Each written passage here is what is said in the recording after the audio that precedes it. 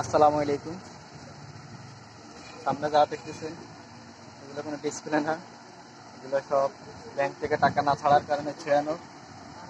কাস্টমাররা দিচ্ছে, বলতেছে যে আমরা তো আরেক দোকান থেকে নিচ্ছি, এটাই পাচ্ছি, এই আর কি। কিন্তু এই যে সেম টাকা আমি এটা রিপেয়ার করা, সময় নষ্ট করা, টাকার তো একই পাচ্ছি, কিন্তু যে কষ্টটা হচ্ছে এটাই, যেটা কাস্টমারের সাথে ব্যবসার সাথে করা লাগে। তো এখানে একটা জিনিস বলতে চাই যে এটা হচ্ছে কিছু আপনার দান্দাবাজ এবং চাঁদাবাজ যারা আছে তারা 500 দেয়, 1000 দেয়, 2000 দেয়।